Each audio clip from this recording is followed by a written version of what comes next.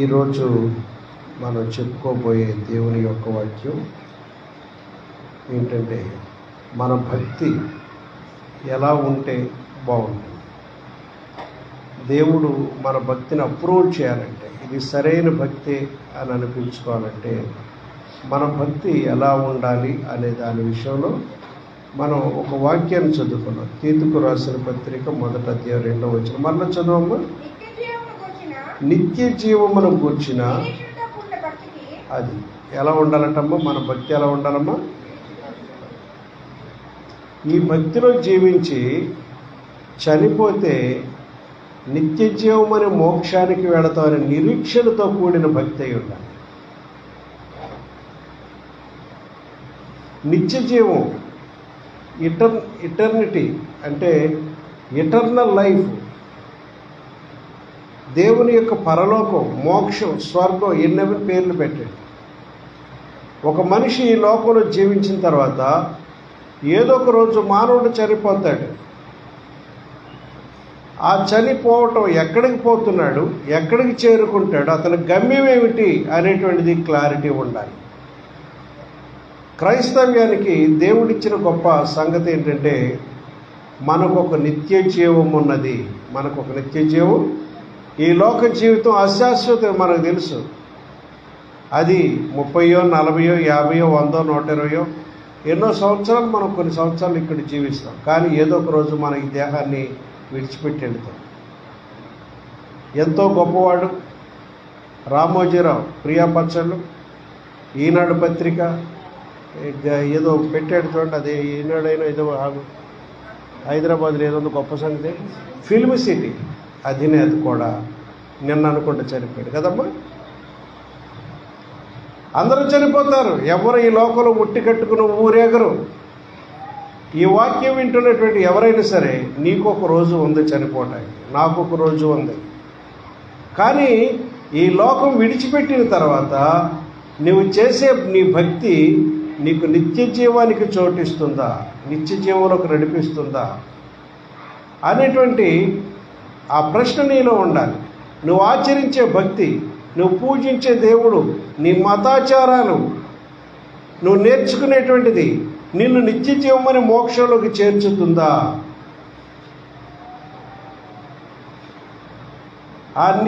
ఇక్కడ నిత్య జీవమును కూర్చే నిరీక్షణతో కూడిన భక్తి ఏదంటే ఈ బైబిల్ గ్రంథంలో చెప్పదు. దేవుడికి స్తోత్రం. యేసు ప్రభువు ఏమన్నాడు? నేను మిమ్మల్ని అనాథలుగా విడవను, నేను మరలా తిరిగి వస్తాను, పరలోకంలో మీ కొరకు స్థలాలు సిద్ధపరుస్తున్నాను, నేనుండు స్థలంలో మీరును ఉండులాగున మరలా వచ్చి నా ఎదురుంటకు మిమ్మలను తీసుకువెళతాను అన్నాడు. ఆయన రాక కొరకే మనం అందరం ఎదురు చూస్తున్నాం. ఎన్ని భక్తులున్నా, ఎన్ని మత గ్రంథాలున్నా, ఎంత హడావిడి ఈ లోకంలో చేస్తున్నా ఒక వ్యక్తి నేను పలానా భక్తి, పలానా దేవుడు పూజిస్తున్నాను, ఎవరి కథలకు దేవుళ్ళు మంచిదే కావచ్చు. నీవు చేసే భక్తి అది నిన్ను నిత్య జీవానికి పంపిస్తుందని నిరీక్షణ లేకుండా చేస్తే దానివల్ల ప్రయోజనం. నేను చాలామందిని ప్రశ్న అడిగాను, ఒకవేళ ఈరోజు ఒక మంచి నీ లోతైన భక్తిని గురించి తెలుసుకుంటాక మిమ్మల్ని ఒక ప్రశ్న అడగొచ్చా అని అడుగుతారు.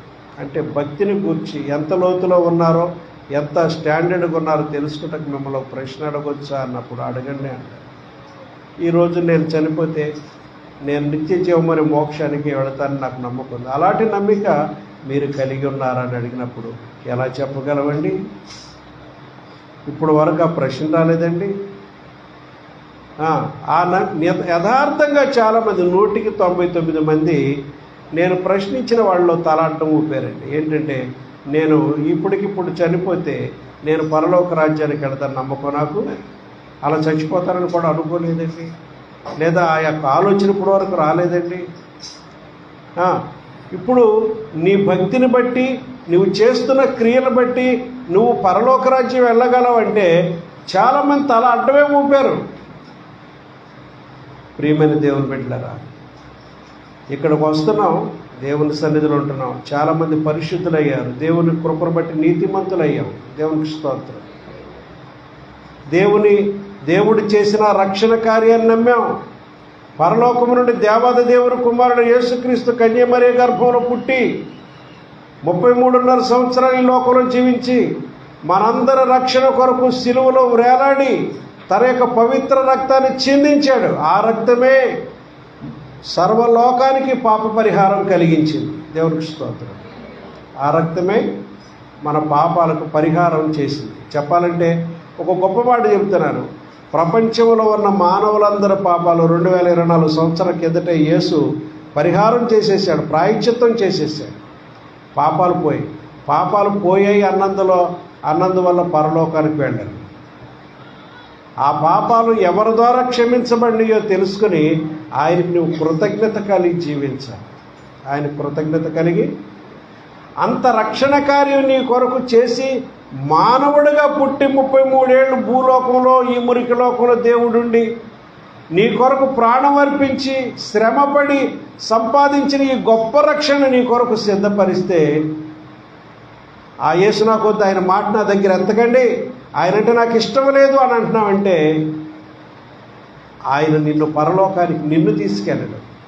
ఆయనంటే ఇష్టపడేవాళ్ళని, ఆయన ప్రేమించేవాళ్ళని ప్రాణం అయితే నీ కొరకు కూడా పెట్టాడు, అందరి కొరకు పెట్టాడు. కానీ ఆయన కృతజ్ఞత లేని వారికి దేవుడు ఆ రాజ్యాన్ని. ఇంకొక విషయం చెప్పాలి ఇక్కడ మీకు క్లారిటీ ఇవ్వాలి. అదేంటంటే మానవుడి యొక్క పాపాలు పోవటానికి దేవుడు ఒక మార్గం తెరిచాడు. కొంతమంది ఏమనుకుంటారంటే నా సొంతంగా నేను నీతిగానే బ్రతుకుతా, దాన ధర్మాలు చేస్తా, పుణ్యకార్యాలు చేస్తా, వస్తు దానాలు ఇస్తా, బట్టల దానాలు ఇస్తా, భోజనాలు సంతర్పణలు చేస్తా, ఇవన్నీ చేయదగినవే, అవన్నీ ఎవరు చేయొద్దట్లా. కానీ ఆ పనులు నువ్వు చేయదగినవే, కానీ ఆ పనులు నీకు మోక్షాన్ని ఇవ్వలేవు. ఇది సత్యం తెలుసుకోవాలి ప్రతి ఒక్కరు కూడా. మంచి పనులు అందరూ చేయాల్సిందే, కానీ కేవలం ఆ పనుల ద్వారా ఏ మానవుడు మోక్షాన్ని చేరుకోలేడు. దేవుడు నిర్ణయించిన మార్గం ఏంటంటే దేవుడు తన కుమారుని ఈ లోకంలో పంపించాడు, నీ పాపాలైన తన మీద వేసుకుని నీ కొరకు సిలువ అనిపించాడనే సత్యాన్ని నమ్మి ఆయన యందు విశ్వాసం ఉంచితే నీకు నీతి ఇస్తాడు. ఆ నీతి నిన్ను పరలోకంలో చేరుస్తుంది. అలా కాదండి, నేను నా సొంత కార్యాలు చేసుకుని దేవుణ్ణి సాటిస్ఫై చేస్తే పరలోకం వెళ్తా అంటే ఆ మార్గానికి అడ్డుపడిన ముళ్ళకంచి వేశాడు. నువ్వు అక్కడ దాకా వెళ్ళలేవు కూడా. ఎందుకంటే దేవుడు ఏర్పాటు చేసిన మార్గంలో కూడా మనం పరలోకంలో వెళ్ళాలి. కానీ నీ ఇష్టం వచ్చినట్టు చేయాలంటే నీకు దొరకదు. దేవుడికి స్తోత్రం. నేను ఒక మాట చెప్తాను. నీకు 10th క్లాస్ పరీక్ష అయ్యడానికి పలానా కేంద్రం ఇచ్చావు, డిగ్రీ కాలేజీలో అక్కడికి వెళ్ళి పరీక్ష అయింది అన్నాడు అనుకోండి, నేను అక్కడికి వెళ్ళను, విజ్ఞాన కాలేజీలోకి వెళ్ళి రాతానని నువ్వు పట్టుబడ్డాడు, అవుద్దా? ఉదాహరణకి నేను చెబుతాను. నేను అక్కడికి వెళ్తాను అంటే వాళ్ళు రాణిస్తారా? బాబు ఇక్కడ అవ్వదు, అక్కడికి వెళ్ళు, నువ్వు నీకు అక్కడ ఉండదు, అక్కడ ఉంటుంది, నీ రోల్ నెంబర్ అక్కడ నమోదయ్యింది, అక్కడికి వెళ్ళి అంటారు. కానీ మానవుడు తానేదో స్వయంగా ఏదో చేసుకుందాం, నాకెవడంటే వస్తాడు, ఆ దేవుడితో కూడా నా పని అవసరమైతే దేవుడి తన్నైనా రొమ్ములో తన్నైనా నేను వెళ్ళిపోతాను, ఆయన ఎందుకు వస్తాడంటూ నేను మంచి పనులు చేస్తాను. మరి పిచ్చోడా, వెర్రివాడా, దేవుడు ఏర్పాటు చేసిన పద్ధతిలో కాకుండా నువ్వు ఏ పద్ధతిలో కూడా నువ్వు ఎన్నుకున్న మార్గంలో నువ్వు దేవుని దగ్గరికి రాలి. యేసు ప్రభు అన్నాడు, యేసు నేనే మార్గమును సత్యమును జీవమును, నా ద్వారా తప్ప ఎవడును తండ్రి యొద్దకు రాడు. ఇంకో మాట చూడండి, అపోస్తుల కార్యం 4:12 కూడా చదవండి. అపోస్తుల కార్యముల గ్రంథం 4:12 వచ్చింది. అపోస్తులు ఆ రోజు చెప్పారు చక్కని మాట. మరి ఎవరి వలనను రక్షణ కలదు. ఒక రక్షకుడు నాడు రక్షణ తెచ్చాడు. మరి ఎవరి వలనను రక్షణ కలగదు. ఈ నామముననే, ఈ యేసు నామముననే మనం రక్షణ పొందవలను. కానీ ఆకాశము క్రింద మనుషులలో ఇయ్యబడిన మరి ఏ నామమునను మనము రక్షణ పొందలేము. ఈ సత్యం, ఈ సువార్త మీరు ఈ లైవ్లో వింటున్న మీరందరూ అర్థం చేసుకోండి. ఆనాడు అపోస్తలులు బోధించారు ప్రభువుని గురించి. ఏమన్నారమ్మా? మరి ఎవరి వలనను రక్షణ కలదు. నిన్ను సేవ్ చేసేవాడు, నరకను తప్పించేవాడు ఎవడు లేడు. ఈ నామముననే మనం రక్షణ పొందవలన కానీ ఆకాశము క్రింద భూమి మీద పుట్టిన నరులలో లేదా దేవుడు అన్న వారిలో మరి ఎవరి వలన నువ్వు రక్షణ ఎస్కేప్ అవ్వలేవు, తప్పించుకోలేవు. ఆ యొక్క తీర్పు నుండి, నరకము నుండి నేనెవరు నిత్యాగ్ని మరణము నుండి నేనెవరు తప్పించలేరనేటువంటి సందేశం బైబిల్. హల్లెలూయా. ఇంకా చెప్పాలంటే 1 కొరింథీ 6:9 చదవండి ఎవరైనా. 1 కొరింథీ 6:9. 1 కొరింథీ పత్రిక 6:9.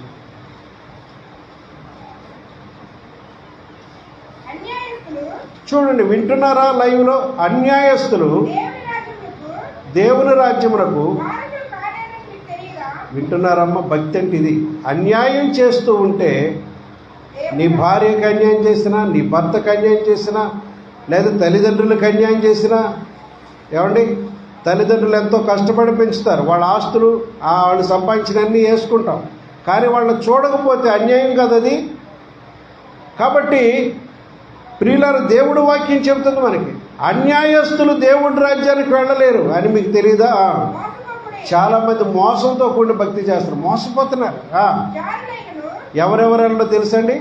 జారత్వం చేసేవాడు. జారత్వం అంటే అది కూడా ఒక రకమైన వ్యభిచారమే. వివాహం కాకముందు వ్యభిచార క్రియలు పడు కంగారు పడిపోతారు. ఎందుకు ఆ కంగారు? నీకు ఒక వయసు రావాలి, ఒక స్టేజీ రావాలి, తల్లిదండ్రులు సిద్ధపడాలి, వారు నీ కొరకు వివాహం చేయటానికి అన్ని ఏర్పాట్లు వాళ్ళు చేస్తారు. కంగారు పడిపోయి జారత్వరే పాపంలో జారి పడిపోకూడదు. జారులైనను వాళ్ళకు పరలోకం లేదు. జారులైనను విగ్రహారాన్ని బొమ్మలు పెట్టుకుని ఆరాధన చేయకూడదని దేవుని వాక్యం.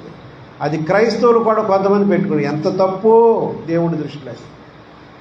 మెటీరియల్, వెండి, రాయి, రప్ప, చెక్క ఇలాంటి వాటితో చేసిన దేనిలో కూడా దైవత్వం ఉందని మనం అనుకోకూడదు.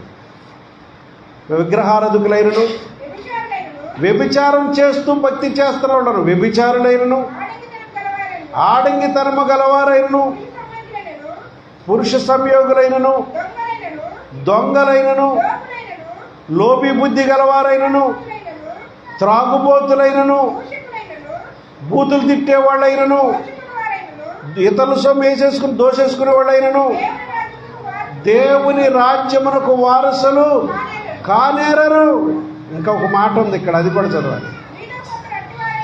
ఒకప్పుడు ఇక్కడ కూర్చుని మీలో కూడా కొందరు అట్టివారై ఉంటిరి, కానీ ప్రభు అయిన యేసుక్రీస్తు నామమునను మన దేవుని ఆత్మయందును మీరు కడుగబడి పరిశుద్ధపరచబడిన వారై నీతిమంతులుగా తీర్చబడ్డారు. దేవుడికి స్తోత్రం. ఏమైందమ్మా? ఒకప్పుడు మనం కూడా పాపులమే. ఇప్పుడు చదివిన లిస్టులో ఏదో పాపంలో మనం కూడా చిక్కున్నాను. వచ్చినప్పుడు వచ్చిన మనలో కొందరు ఒకప్పుడు క్రీస్తుని ఎరగక మునుపు, ఆయన దగ్గరికి రాకమునుపు, ఇప్పుడు చదివిన పాపాలు, అన్యాయాల్లో, మోసాల్లో ఏదో పాపంలో మనం ఇరుకుని. ఎందుకంటే మనం మానవులమే. నేను నీతిమంతుని, పరిశుద్ధుని చెప్పగల వాళ్ళు ఎవరు కూడా లేరు. కొందరు అట్టివారై ఉంటారు, కానీ ప్రభు అయిన యేసుక్రీస్తు నామమును విశ్వసించే ఆ నామమును మన దేవుని ఆత్మయందును మీరు కడగబడ్డారు, క్లీన్ చేయబడ్డారు. ఆయన రక్తంలో కూడా కడగబడి పరిశుద్ధపరచబడిన వారై నీతిమంతులుగా మిమ్మల్ని, నన్ను కూడా దేవుడు చేశాడు. దేవుడు ఇస్తుంది ఈ ప్రాసెస్. కాబట్టి ప్రియమైన దేవుడు బిడ్డలారా, కాబట్టి మనం ఎలా రక్షించబడ్డామో తెలుసు. మనం కూడా నరకపాత్రులు ఒకప్పుడు, కానీ యేసయ్య తన కృప చేత ఆయన నామంలో విశ్వసించడం ద్వారా, తన ఆత్మ ద్వారా మనల్ని కడిగి మనల్ని ఏం చేశాడు? పరిశుద్ధపరిచి నీతిమంతులుగా దేవుడు మనలను తీర్చాడు. నిత్య జీవము నీకు కావలెనా, నిత్య జీవము నీకు కావలెనా, నిత్య జీవము నీకు కావలెనా, నేడే యేసు నొద్దకు రాము, నేడే యేసు నొద్దకు రాము, సంతోషమే సమాధానమే, సంతోషమే సమాధానమే, సంతోషమే సమాధానమే, మైన సంతోషం నా శక్యమైన, చెప్పనశక్యమైన మాటలతో వివరించినంత సంతోషం ఉంది. ఎందుకంటే దేవుడు మన పాపాలు క్షమించి మనల్ని ఒకప్పుడు మురికోవడమే అపవిత్రులే కానీ దేవుడితో ఆత్మీయ రక్తంలో మన కలిగి మన నీతిమంతులుగా చేర్చి మన భక్తి ఇప్పుడేంటి, నిత్య జీవానికి ఎలా వెళ్తున్నాం మనం? నిరీక్షణతో కూడిన భక్తిలో మనం ఉన్నాం. దేవుడికి స్తోత్రం. ఆ నిరీక్షణ ఉంది. యేసయ్య ఎప్పుడు వస్తాడు, ఆయన మనల్ని ఎప్పుడు తీసుకెళ్తాడని ఆశ. ఇప్పుడు ప్రపంచ పరిస్థితులు అన్నాయి, అక్కడక్కడ కరువులు, భూకంపాలు, యుద్ధాలు జరుగుతున్న నా రాకడికి సూచనలు అన్నాడు. నిజంగా నిశ్చయముగా ఇవి సూచనలే. ఇప్పుడు థర్డ్ వరల్డ్ వార్ వచ్చిందనుకోండి ఒకవేళ, ఎందుకంటే పరిస్థితులు ఇస్రాయేల్తో అక్కడ ముస్లిమ్స్ యుద్ధం చేస్తుండగా అటు పక్కన కొంతమంది, ఇటు పక్కన విడిపోతుంది ప్రపంచం. ఒకవేళ అదే జరిగితే ప్రజల దగ్గర, వాళ్ళ దగ్గర ఏ ఆయుధాలు అన్నీ తెలుసా? ఏ ఆయుధాలేమో, ఏ ఆయుధాలు అంటారండి? న్యూక్లియర్ బాంబులు ఉన్నాయి. న్యూక్లియర్ అంటే అవి కనుక ఒక దేశం మీద ఒకడు ఏదైనా ప్రయోగించాడు అనుకోండి, అది అట్ట పడగానే నోట్లో నాలుగు కూడా అక్కడ ఉండగానే కుళ్ళిపోతాడు, చచ్చిపోతాడు ఆ దెబ్బకి. కళ్ళు తొరల్లో కళ్ళు కూడా అక్కడ కుళ్ళిపోతాయి. ఇక మనుషులు బ్రతికే ఛాన్సెస్ ఉండవు. ఆ న్యూక్లియర్ బాంబు పడిందంటే మనుషుల్లోని జీవం అప్పటికప్పుడు అలా ఉన్నప్పటికీ ఆ లోన్ అన్నీ కూడా ఆ ప్రభావం వల్ల నాశనం అయిపోయింది. బైబిల్లో ఉంది ప్రవచనం. ప్రతి దేశం కూడా ఇంచుమించు తెలుసో తెలియకో వాళ్ళు తయారు చేసుకునే ఉన్నారు. ఇటండి ఉత్తర కొరియా చిన్న రాజ్యం, వాడంటాడు నిన్ను అణుబాంబుతో బెదిరించేస్తున్నాడు అమెరికా వాడి దగ్గర తయారు చేసుకుని అడిపెట్టాడు. కాబట్టి ప్రతి దేశం దగ్గర ఉన్నాయి. కాబట్టి ప్రియమైన దేవుని బిడ్డలారు, ఎప్పుడు యుద్ధం వస్తుందో తెలియదు, ఎప్పుడు వినాశనం కలుగుతుందో తెలియదు. మనం దేని కొరకు ఎదురు చూడాలి? యేసయ్య రాకడ కొరకు మనం ఎదురు చూడాలి. అది నిరీక్షణతో కూడిన భక్తి మనం చేస్తూ ఉండాలి. తర్వాత 1 పేతురు పత్రిక 3వ అధ్యాయం 2వ వచనం చదివితే ఇంకెలా ఉండాలో మన భక్తి చూద్దాం.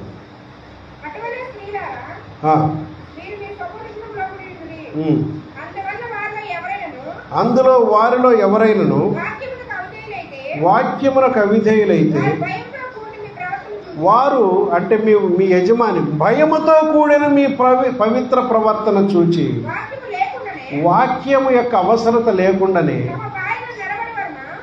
ఆ యొక్క భార్య నడవడి వలన పురుషుడు కూడా దేవుని సన్నిధికి రాబట్టవచ్చు.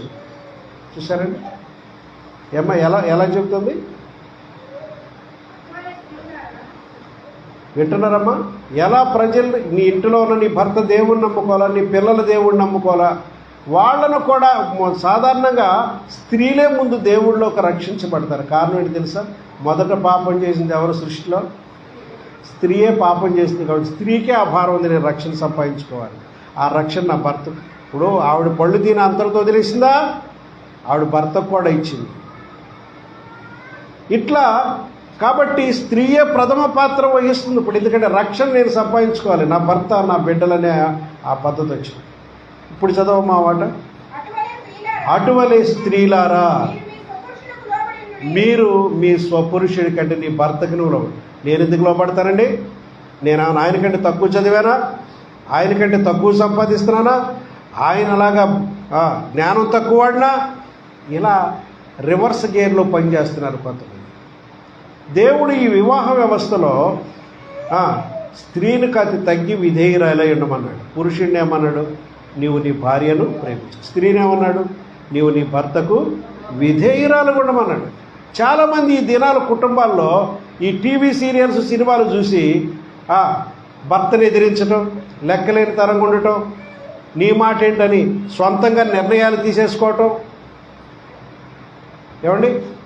భర్తకి చెప్పకుండా వీళ్ళకు పెత్తనాలు చేయటం, భర్తకి తెలియకుండా డబ్బులు బయటకు అప్పిచ్చేయటం, భర్తకి తెలియకుండా వివాహ నిర్ణయాలు తీసేసుకోవటం, భర్తకి తెలియకుండా ఏదో ఏదో ఏదో రహస్య జీవితాలు. కాబట్టి ఇలాంటివి చాలా కామన్ అయిపోయినాయి ఈ రోజులు. ఎందుకంటే ఒక టీవీ అనేటువంటిది ఒక ఎడ్యుకేషన్. ఏ ఎడ్యుకేషన్ అది?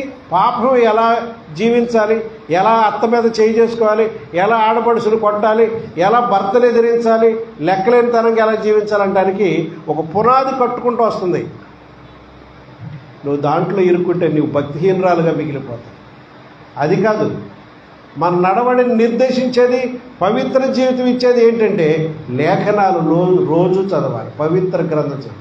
ఎవడైతే రోజు బైబిల్ క్రమంగా చదువుతాడో వాడి జీవితం బాగుంటుంది. దేవుడికి స్తోత్రం. మనకు ప్రామాణికం ఇది.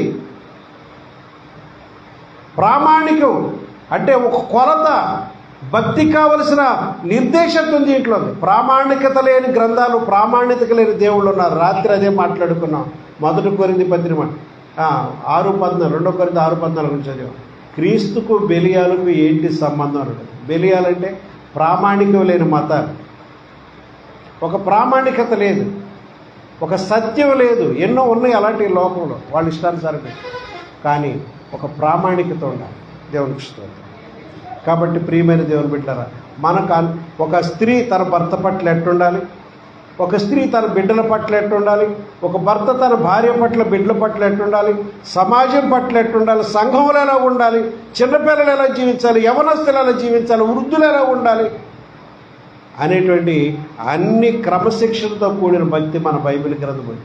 వృద్ధులారా మీరు ఇలా ఉండండి, పిల్లలారా మీరు ఉండండి, యవనస్తులారా ఇలా ఉండండి అని అందరిని ఉద్దేశించి దేవుని గ్రంథం. అధికారులారా ఇలా ఉండండి. ప్రియమైన దేవుని బిడ్డలారా, ఇక్కడ అంటున్నాడు పేతురు ద్వారా దేవుడు మాట్లాడుతాడు 3వ అధ్యాయంలో దేవుడు, అటువలే స్త్రీలారా మీ స్వపురుషులకు, నువ్వు చేసుకున్న భర్తకు నువ్వు లోబడి. అలా లోబడి బ్రతుకు ఓ స్త్రీ, ఈ వాక్యం లైవ్లో వింటున్న బిడ్డ, నీ భర్తకు నువ్వు విధేయత లేకపోతే, లోబడి ఉండకపోతే నువ్వు పరలోక రాజ్యం కూడా కోల్పోతావు. జాగ్రత్త. చదువు మా మాట మరలా చదువు. అటువలే స్త్రీలారా, ఎంతమంది ఉంటే అంతమందికి దేవుడు మా స్త్రీలారా మీరు మీ స్వపురుషులకు లోబడి ఉండుడి. అందువలన వారిలో ఎవరైనాను, ఒకవేళ నీ భర్త కానీ నీ యజమానుడు ఎవరైనాను వాక్యం నాకు అక్కర్లేదు, దేవుడు అక్కర్లేదు, ఏసు అక్కర్లేదు అనేవాడు ఎవడనుంటే వారు నీ ఇంటిలో నువ్వు జీవించే నీ జీవితాన్ని పరిశీలించి నీ వాక్యము ఆయన వినకపోయినా, టీవీలో వాక్యం వినకపోయినా, సెల్ ఫోన్లో వినకపోయినా భయముతో కూడిన నీ పవిత్ర ప్రవర్తన అబ్జర్వ్ చేస్తాడు. ఈవిడింత విధేయురాలుగా ఎలా ఉంటుందని.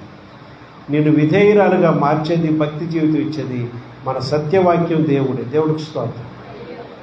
వాళ్ళు వాక్యము లేకుండానే భయముతో కూడిన నీ పవిత్ర ప్రవర్తన చూచి వాక్యము లేకుండానే వాడు దేవుళ్ళలోకి వచ్చేస్తాడు. నువ్వు రండి గుడికి వెళ్దామంటే ఆయన కూడా తయారై బైబిల్ ఇచ్చుకొచ్చేస్తాడు. లేదా ఇలా అంటాడు. ఎందుకంటాడు తెలుసా? ఇంట్లో నీ ప్రవర్తన సరిలేదు కాబట్టి.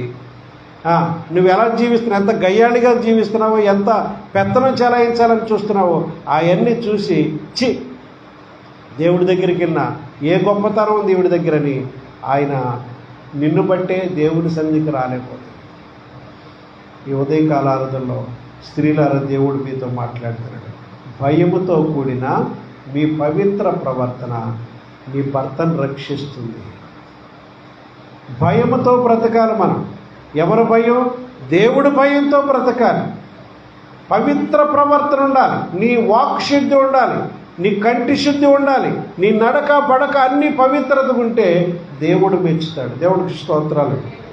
తర్వాత మనలో ఉండాల్సింది ఏంటంటే యాకోబు రాసిన పత్రికలో 3వ అధ్యాయం 13వ వచనం కూడా చూద్దాం. యాకోబు పత్రిక 3వ అధ్యాయం 13వ వచనం. మీలో జ్ఞాన వివేకములు గలవాడెవడు? వాడు జ్ఞానముతో కూడిన సాత్వికము గలవాడై తన యోగ్య ప్రవర్తన వలన తన క్రియలు కనపరచువని. చాలు. మీలో జ్ఞానం వివేకం గలవాడు ఎవడున్నాడు? జ్ఞానం వివేకం కావాలి. జ్ఞానంతో కూడిన సాత్వికం కూడా ఉండాలి. ఏముండాలమ్మా? ఈ లోకంలో ప్రస్తుతం లోపించింది ఇదే. ఒక పార్టీ కూడా వస్తాడు, అవతల ఆడికి గెలవగానే అవతల పార్టీ ఉండదు అంతాడు, మళ్ళీ అవతల పార్టీ వస్తాడు, యువతల పార్టీ ఉండదు అంతాడు. అంతేగా జరుగుతుంది ఇప్పుడు, అదేగా. కాబట్టి ఇలాంటివి ఉండకూడదు. మానవుడికి ఏముండాలంటే జ్ఞానముతో కూడిన సాత్వికం ఉండాలి. నువ్వు ఏ దేవుడిని నమ్ముకున్నా నీలో జ్ఞానముతో కూడిన సాత్వికం ఉంటే అది నిజమైన భక్తి. జ్ఞానముతో కూడిన సాత్వికం అవసరం, జ్ఞానం కూడా అవసరం. జ్ఞానం లేకపోతే ఏమొస్తాయి అంటే జగడం వస్తాయి. ఏమొస్తామా? దేవుడు అంటాడు, జ్ఞానము చొప్పున ఇంటిలో నీ భార్యతో కాపురం చేయన్నాడు. జ్ఞానంతో కాపురాలు చేయండి. నువ్వేమన్నా అజ్ఞానంగా మాటలు మీరు తిడతారంటే కుటుంబాలు బద్దలైపోతాయి, విడిపోతారు, సమస్యలు వస్తాయి. ఏం చేయాలంటే ప్రేమతో, జాలితో, తెలివితో, జ్ఞానంతో కుటుంబాలను కట్టుకుంటూ రావాలి. కాదనుకుంటే ఆ రోజే బద్దలైపోతుంది సంవత్సరం. ఒక తిరస్కారం, నీ లెక్క ఎంత నీ లెక్క అనుకుంటే పడదు. కాబట్టి ఇలాగేంటంటే జ్ఞానంతో కూడిన సాత్వికం అవసరం. ఏం కావాలమ్మా? కుటుంబాలు నిర్మించబడాలంటే జ్ఞానముతో కూడిన సాత్వికం అవసరం. ఈ జ్ఞానమే లేకపోతే ఏమైపోద్దమ్మా? జగడాలు వచ్చేస్తాయి. ఈరోజు అనేక జగడాలకు కారణం, కుటుంబ సమస్యలకు కారణం ఇంటిలో యజమానుడు జ్ఞానం లేకపోతే, యజమానురాలు జ్ఞానం లేకపోతే సమస్య నువ్వెంత అనుకో. కాబట్టి మన కుటుంబాల్లో జ్ఞానముతో కూడిన సాత్వికం కావాలి. ఏం కావాలమ్మా? జ్ఞానముతో కూడిన సాత్వికం. తర్వాత హెబ్రీలకు రాసిన పత్రిక 10:32 శ్రమలతో కూడిన గొప్ప పోరాటం మనకుంది. అయితే మీరు వెలిగింపబడిన మీదట శ్రమలతో కూడిన గొప్ప పోరాటం సహించిన పూర్వపు దినములు జ్ఞాపకం తెచ్చుకొని ఒక విధముగా చూచితే మీరు నిందలను బాధలను అనుభవించడం చేత 10 మందిలో వాటినన్నింటినీ సహించి దేవుడు కొరకు ఆరాటపడి బ్రతికారా. శ్రమలతో కూడిన గొప్ప పోరాటం మనకుంది. ఏంటమ్మా? శ్రమలతో కూడిన పోరాటం. మన భక్తి జీవితానికి కూడా శ్రమలు వస్తాయి, పోరాటాలు ఉంటాయి. మనం ఏమీ అనకపోయినా మంచి చెప్పినా దెబ్బలాడేవాళ్ళు ఉంటాయి. ఇప్పుడు సువార్త ప్రకటన అనేది మంచి మాట, చెడ్డ మాట. ఇప్పుడు గుడికి వచ్చేవాళ్ళు తాగండిరా మగవాళ్ళు అందరూ తాగండి అని అంటున్నావా? ఆడవాళ్ళందరూ మగవాడి మీద దెబ్బలాడి అంటున్నావా? ఏం చెప్తున్నావు? దేవుని వాక్యం ఏ విధమైన ఒక పునాదేశంతో ఇది నీతికరమైన జీవితం, మీ కుటుంబాల బాగులు చక్కని మాటలు చెబుతున్నా.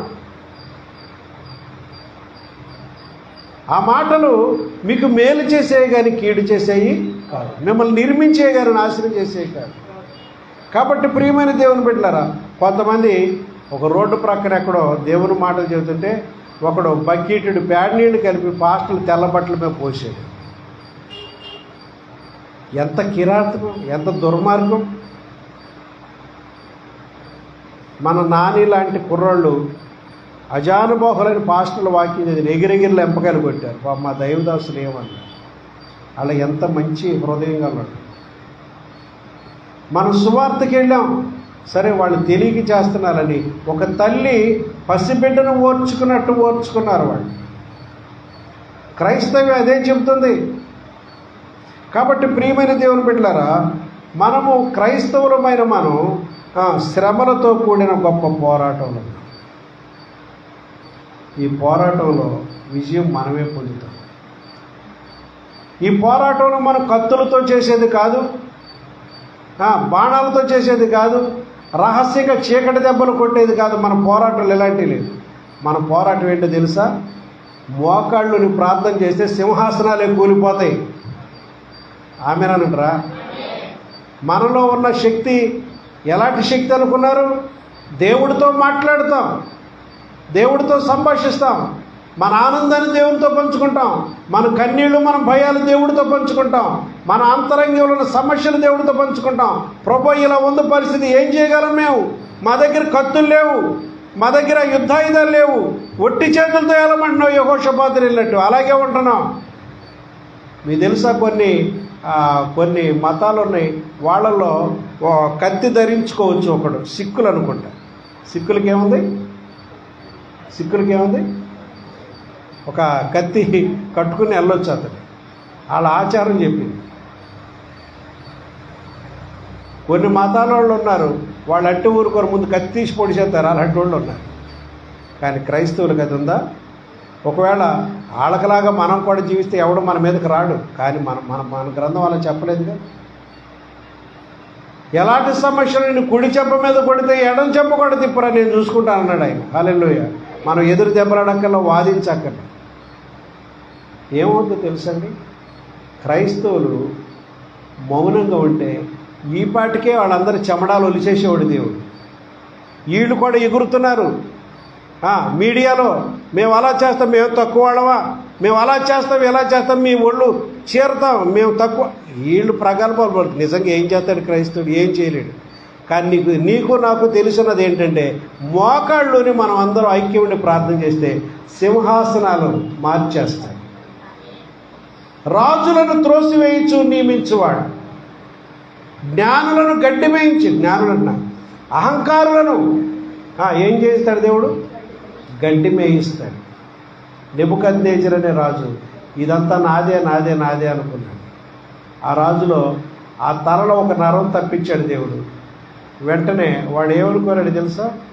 ఆ రాణిగారులు వీళ్ళకి రాజుగారికి పలహారాలు, పాలు, ద్రాక్షలు ఇదంతా కుడితి ఇవ్వండి, గడ్డి కావాలి నాకు అన్నాడు. గేదెలకి పెట్టే కుడితి కావాలి, తాగుతానన్నాడు. ఇది తాగనన్నాడు. దేవునికి స్తోత్రం.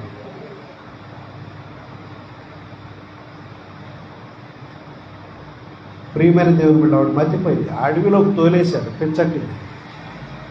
కొన్ని సంవత్సరాల అడవిలో నుండి అడవి జంతువులు కూడా ఇది ఒక కొత్త రకం జంతువు అని వదిలేసింది అంటారు ఆయన. ఒళ్ళంతా వెంట్రుకలు, తల వెంట్రుకలు ఇవన్నీ పెరిపి ఒక బూసి, ఇది ఒక రకమైన జంతువు అనుకున్నాను. నువ్వేదైనా దేవుడి మీద అహంకారంగా మాట్లాడితే, నీ బుద్ధిని మార్చేతే, అడవికి అడిదిలాగా, పశువులాగా, నేల మీద గడ్డి తినేవాళ్ళలాగా నిన్ను దించేయగలడు కూడా. దేవుడి మీద ప్రగల్భాలు పలకొద్దు, దేవుడి మీద అహంకారంగా మాట్లాడద్దు, అనవసరంగా క్రైస్తవులను ద్వేషించొద్దు. వాళ్ళు ఏమి చేయరు నిన్ను, కానీ ఒకటి చేస్తారు. దేవా మమ్మల్ని ఇలా చేస్తున్నారు తండ్రి, కనికరించిన ఆయన, వాళ్ళు క్షమించు ప్రభువా, వాళ్ళు మారు మనసు పొందేదట్టు చేయి. వారు మనోనేత్రాలు తెరు. ఇదేగా మనం చేసేది. అంతకని వాళ్ళని చంపేయమని అంటామా? సేవకుల తరపున కొంతమంది పనిచేస్తారు. నేను తప్పని అన్న కానీ ఒక వరుసలో అది కూడా చిన్న పొరపాటి. మా వాళ్ళ మీదకి వచ్చాడు, నేను చంపేస్తాం, పొడి చేద్దాం అంటారు. అది మనం అలా అనకుండా ఉంటే దేవుడు ఏం చేస్తాడంటే, పగ తీర్చుకుని వాడను నేను. ఏమన్నాడమ్మా? మీరేం తీర్చుకోగలరు? మీరు ఏదైనా పగ తీర్చుకుంటే జైలు వేసేది గవర్నమెంట్. దేవుడు పగ తీర్చుకున్నాడు అనుకోండి, ఆయన జైల్లో పెట్టగలడు ఎవడన్నా? పగ తీర్చడం నా పని, మీరు మౌనంగా ఉంటే నేను చూసుకుంటా ఆ పని అంటున్నాడు. ఆ మౌనంగా ఉండలేక బయట వెళ్ళిపోతున్నారు. ఏదైనా సమస్య వస్తే సేవకులందరూ మోకరించి, ఆయన సేవాకాడి మోస్తున్న పాస్టర్లందరూ ఏకమించి కన్నీరు కార్చి ప్రార్థన చేస్తే, విశ్వాసులందరూ ప్రార్థన చేస్తే అన్నీ బాగానే ఉంటాయి. మన రాజ్యాంగం బాగానే ఉంటుంది, మనం బాగానే ఉంటాం, మన ప్రజలు బాగుంటారు, మనము క్షేమంగా ఉంటాం. పరిస్థితులైనా ఏది ఎక్కడ పెట్టాలో అక్కడ పెట్టగల సామర్థ్యం ఆయన దగ్గర.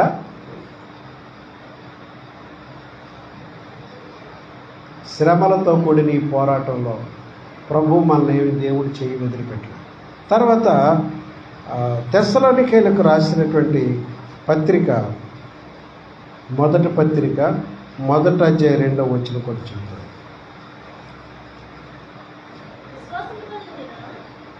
విశ్వాసముతో కూడిన మీ పనిని, ప్రేమతో కూడిన మీ ప్రయాసను మన ప్రభు అయిన యేసుక్రీస్తునందని నిరీక్షణతో కూడిన మీ ఓర్పును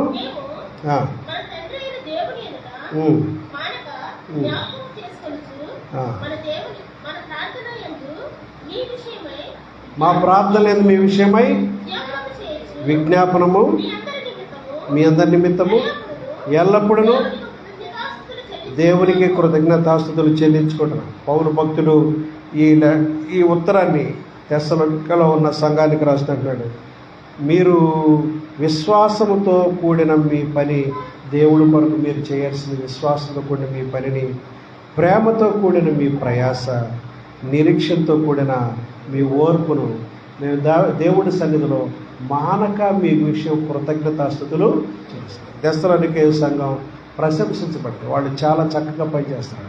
ఇక్కడ ఏమంటే విశ్వాసంతో కూడిన మీ పని. మనం ఏది చేసినా దేవుడి కొరకు విశ్వాసంతో చేయాలి. మనం ఇతరుల కొరకు చేసిన విశ్వాసంతో చేయాలి. నేను చేసేదానికి దేవుడు ప్రతిఫలం ఇవ్వగలడన్నాను. దేవుడికి స్తోత్రం. ప్రేమతో కూడిన మీ ప్రయాస. దేవుని బిడ్డలు వచ్చి దేవుని సంఘంలో ఏం చేయాలో ప్రేమతో పరిచయం చేయాలి, ప్రయాసపడాలి. ప్రేమతో కూడిన మీ ప్రయాస. ప్రేమ లేకుండా కూడా అయ్యగారు ఏమనుకుంటాడని మీరు తుడిచి ఇలా చేయొచ్చు. కానీ అలా కాకుండా మీరు కూడా ఎలా చేయొచ్చు అంటే ప్రేమతో కూడిన పరిచర్య దేవుని కొరకు ప్రయాసపడాలి. నిరీక్షణతో కూడిన ఓర్పు కూడా మన దగ్గర ఉండాలి. అవన్నీ మంచి దైవ లక్షణాలు. అందుకనే పౌలు వాళ్ళని అభినందిస్తూ దేవుడికి ఇలాంటి బిడ్డలు ఇచ్చినందుకు నీ కృతజ్ఞత వందనాలని దేవుడిని కొనియాడుతున్నాడు. దేవుడికి స్తోత్రం. తర్వాతది మనం చూద్దాం. కొలసీలకు రాసిన పత్రిక 1వ అధ్యాయం 11వ వచనాన్ని కూడా చూద్దాం.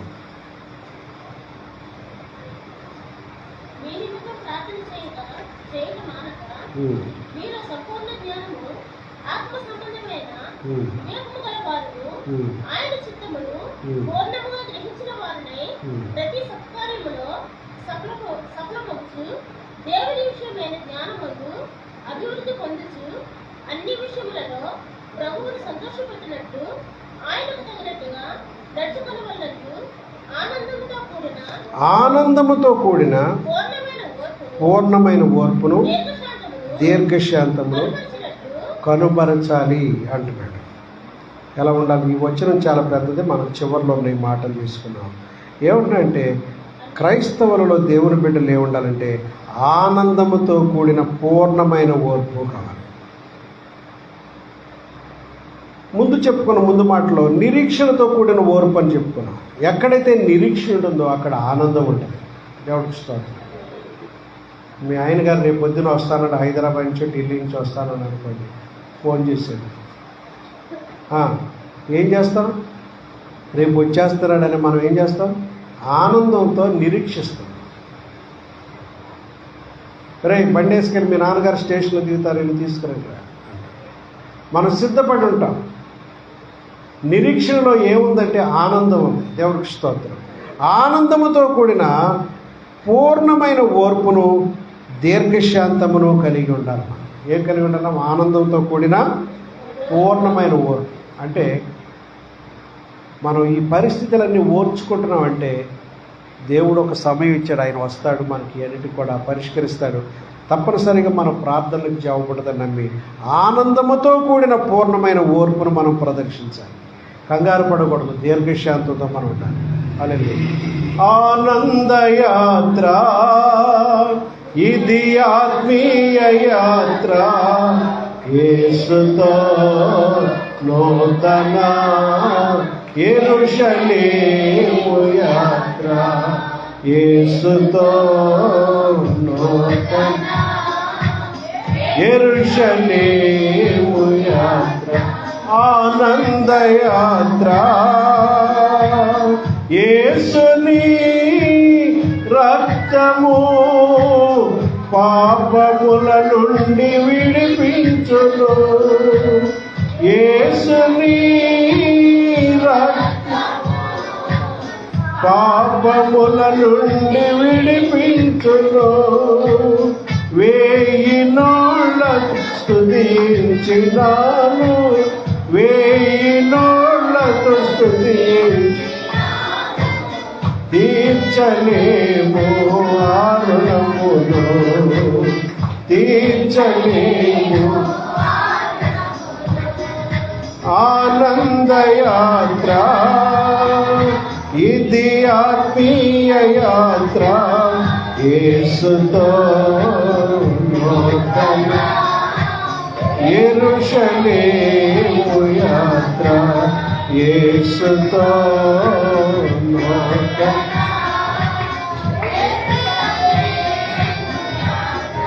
హల్లెలూయా. కాబట్టి ప్రియమైన దేవుని బిడ్డలారా, ఆనందముతో కూడినటువంటి పూర్ణమైన ఓర్పుతో మనం ఒక మంచి రోజు మనకు వస్తుంది.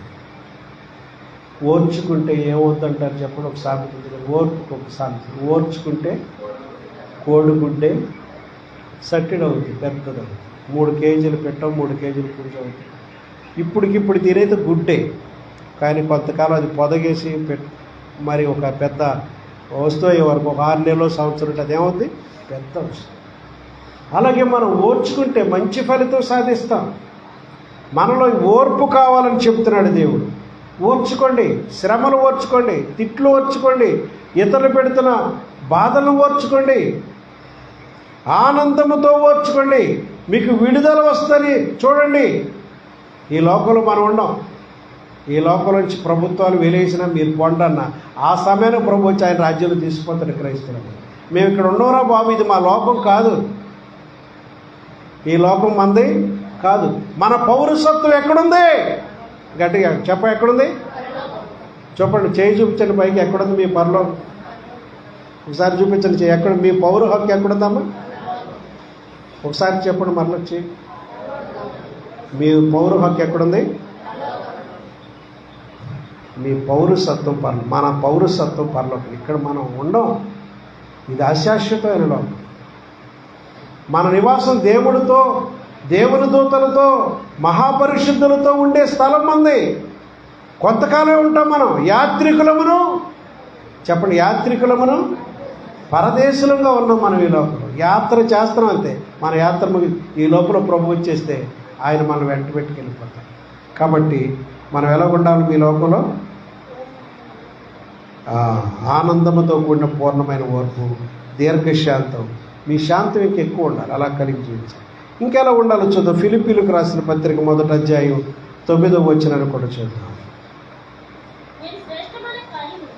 మీరు శ్రేష్టమైన కార్యములను వివేచింపగలవారొకటకు, మీరు శ్రేష్టమైన కార్యములను వివేచింపగలవారొకటకు మీ ప్రేమ ఎలా ఉండాలంటే తెలివితోనూ సకల విధములైన అనుభవ జ్ఞానముతోనూ కూడినదై అంతకంతకు అభివృద్ధి పొందవలనని, అభివృద్ధి పొందాలని, ఇందువలన దేవునికి మహిమయు స్తోత్రములు కలుగునట్లు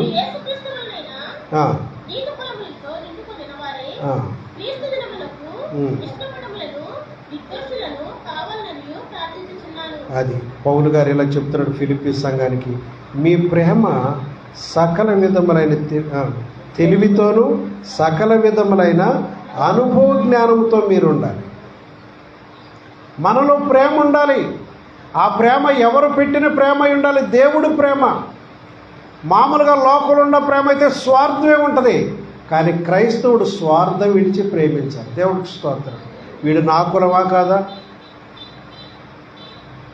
ఏమండి, రాజకీయాల్లో సీట్లు ఇవ్వాలంటే ఎవరికి ఇస్తారో సొంత కులవాడికి ఇచ్చుకుంటారు ఎక్కువ మంది. కానీ కొంతమంది ఎవరికి ఇస్తారంటే అన్ని వర్గాలను ప్రేమించే మనసు ఉండాలి. అది కదా ప్రేమ అంటే. ఈ లోకంలో మామూలుగా ఇలాంటివి ఉంటాయి, కులాలు జాతులు చూసుకుని, కానీ దేవుడి దగ్గర అదేమి. హల్లెలూయా. క్రైస్తవులుగా మనం ఎలా ఉండాలంటే, ఎలా ఉండాలట? తెలివితో ఉండాలి, సకల విధములైన అనుభవ జ్ఞానంతో ఉండాలి. మీ ప్రేమ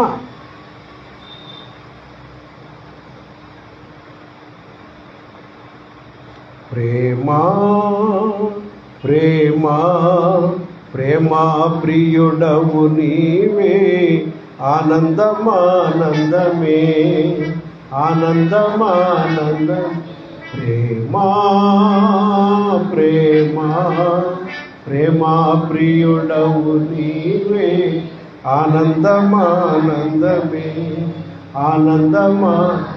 నీ ప్రేమాను జయించిన నాడే నన్ను నేను మరచితినయ్యా. నీ ప్రేమాను జయించిన నాడే నన్ను నేను.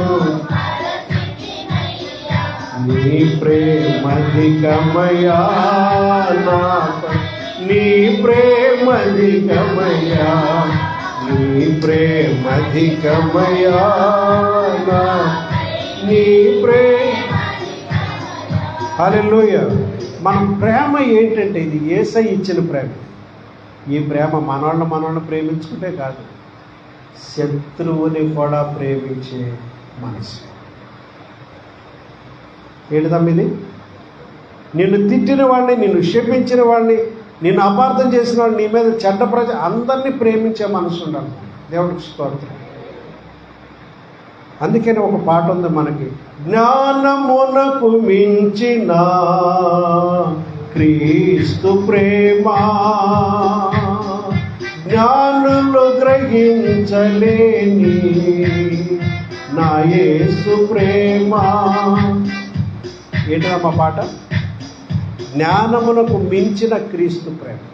ఈ లోకానికి అందదు ఆ ప్రేమ. ఏమి చెప్తుంది ఈ ప్రేమ? యేసు ప్రేమ ఏం చెప్తుంది? ఈ లోకస్తులు ఇవాళ మీరు ఏదైనా మీ పక్కవాడికి ఎంత కూరేసి పెడితే రేపు కూడా వాళ్ళు ఏదో ఒకటి పెడతారు. చెల్లు రొట్టిన రేసి ఇచ్చేస్తారు. ఇది కాదు మన ప్రేమ. మీ ప్రేమ ఏంటి తెలుసా? నీకు ఇవ్వలేని వాడికి ఇవ్వు, ప్రత్యుపకారం చేయలేని వాడికి కూడా పెట్టు, అనాథలకు పెట్టు, నిరుపేదలకు పెట్టు. వాళ్ళ నుండి నీకేమి రాదు, కానీ దేవుడు ఇస్తాడు. దేవుడికి ఇస్తాడు. మనకు దేవుడిచ్చిన మరో మాట ఏంటంటే, మీరు దేవునికి ప్రియ కుమారులు కుమార్తెలు అయి ఉన్నట్లు మీరు శత్రువులను ప్రేమించున్నారు. ఇది కదా గొప్ప సంగతి. మనకు విరోధులందరూ నశించిపోవాలని మన కోరు, వాళ్ళు రక్షించబడాలని కోరు, వాళ్ళు మంచి వాళ్ళ. పౌలు కూడా ఒకప్పుడు దుర్మార్గుడే. క్రైస్తవులు చేసిన ప్రార్థన వల్ల ఆయన కూడా భక్తుడైపోయి సేవ చేశాడు. దేవుడికి స్తోత్రం. కాబట్టి ప్రియమైన దేవుని బిడ్డలారా, మన ప్రేమ ఎలా ఉండాలట? తెలివితో కూడిన ప్రేమ అయి ఉండాలి. సకల విధములైన అనుభవ జ్ఞానంతో కూడిన ప్రేమ. మీ ప్రేమ ఎలా ఉండాలట? తెలివితో ఉండాలి. ఒక రోజునే ఒక త్రాగుబోతాడు మా దగ్గరికి వచ్చాడు. ఆయనకు ఉదయాన్నే ఒక పెద్ద సీసా డ్రింక్ ఆడపోతే నరాలు షేక్లు ఇచ్చేస్తాడు. సాధారణంగా ఎవరిని పుట్టలో వేయగలడండి? తేలిగ్గా పాస్టర్లు పుట్టలో వేయగలడు. ఉదయాన్నే మేము లేచేవాడికి తెల్ల చొక్కా తెల్ల లుంగి కట్టుకుని గుడి ముందుకు వచ్చాడు. అతను మేము ఎరగం. అతను ఎవరో కూడా మాకు పాస్టర్లు అయితే తొందరగా నమ్మేస్తారు, హెల్ప్ చేస్తారని విశ్వాసం వచ్చాడు. వచ్చి, పాస్టర్ గారు నమస్కారం, ఇక్కడ వింజర్లాకు టర్నింగ్లో మూలని మాకు 3000 బాతులు దింపుకున్నాం, అక్కడ ఉన్నాయి. నాకు ఇప్పుడు 200 రూపాయలు కావాలి, మా భార్యకి విరేచనలు అయిపోతున్నాయి, అక్కడ హాస్పిటల్కి తీసుకెళ్ళాలండి అన్నాడు. మీకు ఒక పోతు బాతులు తీసుకొస్తాను, కొన్ని గుడ్లు కూడా తీసుకొస్తాను, ముందు ఒక 200 ఉంటే ఇమ్మన్నాడు. ఒకవేళ 3000 బాతులు కానీ అతనికి ఉంటే 200 రూపాయలు తక్కువ అవుతాయి అతనికి. అంత నిరుపేద అయ్యింది. 3000 బాతులు ఉంటే ఎందుకు నిరుపేద అవుతాడు? అదేం అనిపించలేదు నాకు. నిజానికి అతనికి ఇద్దామని అనిపించింది. పాపం ఏదో అంటే బాతులు తెస్తాడని కాదు, పాపం అతను ఏదో కష్టంలో వచ్చాడు ఇద్దామని. నాకేమనిపించాడు దేవుడు, సరే నీ భార్య కొంట్లో బాగాలేదు, మోటార్ సైకిల్ ఎక్కి అక్కడికి వెళ్ళి ప్రార్థన చేసి ఇస్తాను. ఇంకా అంటే సిట్యువేషన్ చూసి 200 చాలా అంటే 500 ఇవ్వచ్చులే, ముందు రాయి వెళ్దామన్నా, వద్దులేండి డబ్బులు వద్దు అని వెళ్ళిపోయాడు. అంటే ఏమైంది అక్కడ? అక్కడ బాతులు లేవు, పెళ్ళాము లేదు. అక్కడ బాతులు లేవు. త్రాగుబోతులు ఎంత సులువుగా మోసం చేస్తారో తెలుసా? ఒకడు వచ్చాడు నా దగ్గరికి, ఈ తిన్నగా ఉంటుంది అడిగి.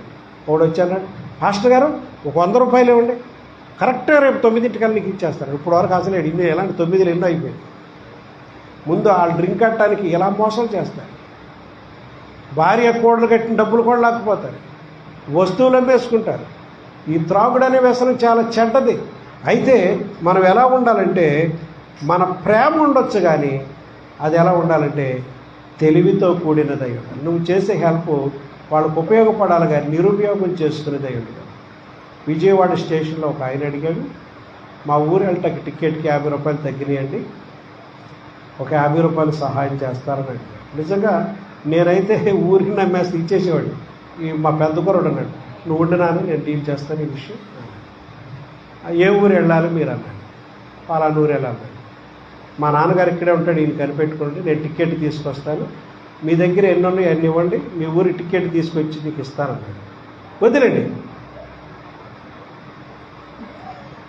వెళ్ళిపోయాడు అతను. ఎందుకు వెళ్ళిపోయాడు? నిజంగా ఆ టికెట్ తీస్తే వీడికి ఉపయోగపడతాడు, ఆ ఊరోడు కాదు. కానీ ఒక 50 రూపాయలు కావాలి. ఇంతకుముందు రూపాయి అడుక్కునేవాళ్ళు, ఇప్పుడు 50 అడుగుతున్నారు, 10 రూపాయలు అడుగుతున్నారు, 20 రూపాయలు అడుగుతున్నారు, 100 అడుగుతున్నారు. ఒక అమ్మాయి ఉదయాన్నే వచ్చేసి, పాస్టర్ గారు నాకు 2000 కావాలి, నా భర్త హాస్పిటల్లో ఉన్నాడు, చివరికి 500 అయినా సరే కావాలి నాకు. ఇలాంటి వాళ్ళందరూ, ఇలా 100 డిమాండ్ చేసే వాళ్ళందరూ న్యాయబద్ధమైన వాళ్ళేవి అనుకోకండి. మీ ప్రేమ తెలివితో కూడినదై ఉండాలి. ఊరికినే ఇవాళ అలా వచ్చి ఆడవాళ్ళు కూడా తాగుబోతులే, ఎక్కడ ఎక్కువగా కొట్టేయచ్చు డబ్బులని సులువుగా మోసపుచ్చడానికి మనలాంటి వాళ్ళని సంప్రదిస్తుంటారు. మీ ప్రేమ తెలివితోనూ సకల విధములైన అనుభవ జ్ఞానంతోనూ కూడినదై ఉండాలి. హల్లెలూయా. తర్వాత సామెతల గ్రంథం 16:8 మనం ఇలా జీవించాలి. ఎలా జీవించాలి చూద్దాం. సామెతల గ్రంథం, అన్యాయము చేత కలిగిన గొప్ప వచ్చుబడి కంటే నీతితో కూడిన కొంచెమే శ్రేష్టం. నువ్వు మోసం చేసి అన్యాయంగా ఇతరుల దగ్గర డబ్బు మోసం చేసి తీసుకునే దానికంటే నీకు కలిగిన కొంచెం మీదే ఆశీర్వాదం ఉంటుంది. ఇతరులది లాగేసుకోవాలి, మోసం చేయాలి, ఇదే అవకాశం అనే భావనతో మనం పనిచేయాలి. క్రైస్తవులు మనం అన్యాయం వలన కలిగిన గొప్ప వచ్చుబడి దీవెనకరం కాదది. అన్యాయం చేసిన డబ్బు ఎలాంటిదంటే బైబిల్ గ్రంథంలో, సామెత గ్రంథం, ఊపిరితో సాటి అన్నాడు. ఇలా ఊపిరి పైకి పీల్చుకున్నాం, ఎన్ని గంటలు ఆపుతావు అక్కడ ఊపిరి అని పీల్చుకున్నాం. ఒక నిమిషం 2 నిమిషాలు ఆపుతాం అక్కడ, మళ్ళీ కిందకు వచ్చేది ఊపిరి. నీకు వచ్చినట్టే చేతులకు వస్తాయి, ఇంకా అవసరమైతే ఇంకా కొంత వేసుకుపోద్దా డబ్బు. అన్యాయం చేత వచ్చిన గొప్ప వచ్చుబడి కంటే నీతితో కూడిన దానితో సరిపెట్టుకో. నీతిగా సంపాదించు, కష్టపడి సంపాదించు. అన్యాయంగా వచ్చే వాటి కొరకు ఆరాటపడి మోసాలు మనం అలాంటి వాటిని మనం చేపట్టుకోండి. క్రైస్తవులకి ఇది ఒక న్యాయ చట్టం. దేవునికి స్తోత్రం. తర్వాత కీర్తన గ్రంథం 45 కీర్తన 4వ చరణం చదవడము. కీర్తన గ్రంథం, సత్యమును వినయముతో కూడిన నీతిని స్థాపించు. చూడండి, దేవుడు బయలుదేరి రావాలి. ఏమి స్థాపిస్తాడంటే ఆయన సత్యమును వినయముతో కూడిన నీతిని స్థాపించడానికి వాహనమెక్కి బయలుదేరయ్యా అన్నాడు. ఏం కావాలి ప్రజల్లో? సత్యం లోపించింది, అంతా అబద్ధాలు మోసంతో నడుస్తున్నారు. వినయముతో కూడిన నీతి కావాలి. ఏం కావాలమ్మా ప్రజల్లో? సాధారణ నీతిమంతుల దగ్గర వినయం ఉండదు. ఎందుకంటే నేను చాలా నీతిగా బ్రతుకుతున్నా, ఆడెంత ఈడంత అనుకుంటారు. అలా అనుకోకూడదు. వినయముతో కూడిన నీతి ఉండాలి. నువ్వు నీతిని అనుసరిస్తున్నా నీ దగ్గర వినయం ఉండాలి. ఏముండాలి చెప్పండమ్మా? నీ వినయం లేని భక్తి భక్తే కాదు, సత్యం లేని భక్తే. చాలామంది రోజంతా అబద్ధాలు మాట్లాడుతుంటారు, రోజంతా వాళ్ళ బ్రతుకు అబద్ధాలు. అబద్ధానికి ఆ తండ్రి ఎవడు? సైతానుడు. వాడికి ఏ నరక శిక్ష విధించాడు దేవుడు, అదే శిక్షను కొడుకుంటాం. అబద్ధాలకు మనం దూరంగా ఉందాం, మోసక్రియలకు మనం దూరంగా ఉందాం. సత్యమును స్థాపిస్తున్నాడు దేవుడు. యోహాను సువార్త 17:17 దేవా సత్యమందు ఈ బిడ్డను ప్రతిష్ఠించు అని యేసు ప్రభు తండ్రికి ప్రార్థన చేశాడు. నీ వాక్యమే సత్యం, సత్యములో ప్రతిష్ఠించబిడ్డను అన్నాడు.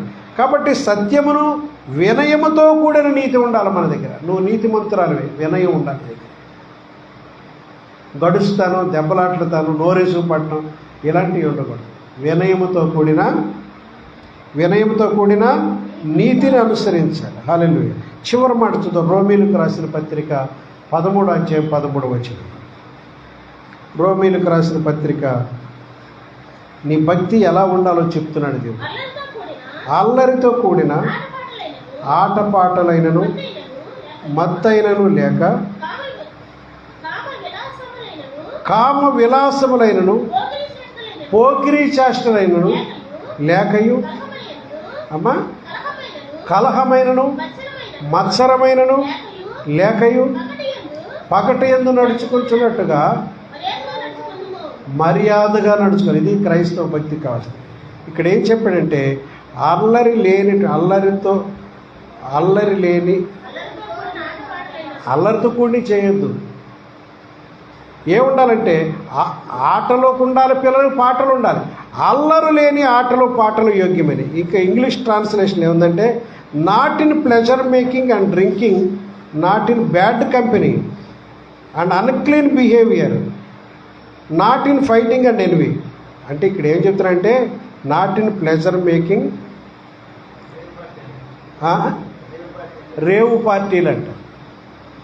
ఆడ మగ కలిసి ఆ పార్టీలోకి వెళ్తారు, విచ్చలవిడిగా జీవించడానికి సిద్ధపడి వెళ్తారట.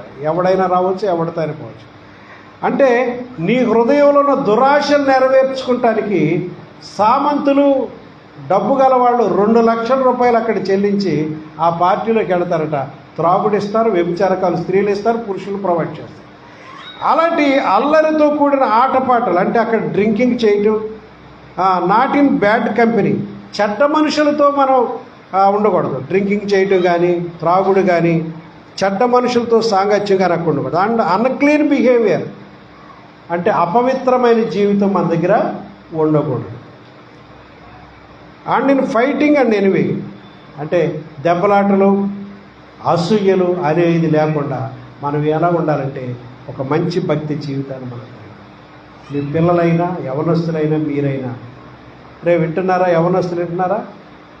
ఆటలు ఆడవచ్చు, పాటలు పాడవచ్చు, కానీ మీ ఆటలు పాటలు ఎక్కడ ఎలా ఉండాలి? మర్యాదకరమై ఉండాలి. మీరు మీ ప్లెజర్ని తీర్చుకోవడానికి, మీ ఆనందాన్ని చేసుకోవడానికి డ్రింకింగ్ పార్టీలకు వెళ్ళకూడదు. మీరు ఇల్లు కట్టే మేస్త్రీలు అనుకోండి, సాయంత్రానికి మీ యజమాని తాగుతూ కూర్చొని టేబుల్ మీద సారా పెట్టుకుని, బ్రాంజీలు పెట్టుకుని, మేస్త్రి గారు రండి నాతో ఒక చొక్కేది కానీ అంటే ఆశపడి వెళ్ళిపోయి త్రాగొద్దు. నేను దేవుణ్ణి ప్రార్థన చేసుకుంటున్నానండి, ఇలాంటి వాటిని మీరు తీసుకో, మా చట్టం ఒప్పుకోదని చెప్పండి, సున్నితంగా చెప్పి తప్పుకోండి. నేను ఇలాంటి వాటికి దూరం అని. ఆయన ఏదో ఆఫర్ చేశాడని నువ్వు వెళ్ళిపోయి తాగేయొద్దు. దేవుని రాజ్యం కొరకు దాన్ని త్రాగుబోతులు దేవుడు రాజ్యం లేదు, దాన్ని మనం ముట్టుకోకూడదు. దేవుడికి స్తోత్రం. ఆ బ్యాడ్ కంపెనీతో మనం ఆ సమూహంతో కలవకూడదు. అన్క్లీన్ బిహేవియర్ మనం ఉండకూడదు. అపవిత్రమైన జీవితం మనం కొనసాగించకూడదు. ఫైటింగ్లో, యుద్ధాల్లో, అసూయల్లో మనం ఉండకూడదు. ఎందుకంటే మనకు దేవుడు నిర్దేశిస్తున్నాడు మన భక్తి ఎలా ఉండాలో చెప్తున్నాడు. నిత్య జీవాన్ని గురించి నిరీక్షణతో ఉండాలి, భయంతో పవిత్ర ప్రవర్తన కలిగి ఉండాలి, జ్ఞానంతో కూడిన సాత్వికం ఉండాలి, శ్రమలతో కూడిన గొప్ప పోరాటం ఉందని తెలుసుకోవాలి, విశ్వాసంతో కూడిన పని, ప్రేమతో కూడిన ప్రయాస, నిరీక్షతో కూడిన ఓర్పు ఉండాలి, ఆనందంతో కూడినటువంటి పూర్ణమైన ఓర్పు, దీర్ఘశాంతాన్ని మనం కలిగి ఉండాలి. మీ ప్రేమ తెలివితోనూ సకల విధములైన అనుభజ్ఞానంతో ఉండాలి. అన్యాయం చేత కలిగిన గొప్ప వచ్చుబడి కూడా అది అన్యాయం చేత వస్తుందంటే దాన్ని మనం తృణీకరించాలి. న్యాయబద్ధమైందే నీ పెట్టిలో ఉండాలి. డబ్బు సత్యమును వినయముతో కూడిన నీతిని మనం కోరుకోవాలి. అల్లరి లేని ఆటపాటలు కలిగి ఉండాలి. అల్లరితో మన శరీరాశను సంతృప్తిపరుచుకునే ఈ ఆటల్లో, పోటీల్లో ఇలాంటి దుర్మార్గమైన ఆటలోనికి మనం ప్రవేశించకూడదు. కళ్ళు మూసుకొని ప్రార్థన చేద్దాం. ప్రభువా, మీరు మాతో మాట్లాడండి. కొందరు నీ ఆనందం దేంట్లో ఉంది? దేవుల్లో ఉండాలి. ప్రార్థన చేసుకోండి.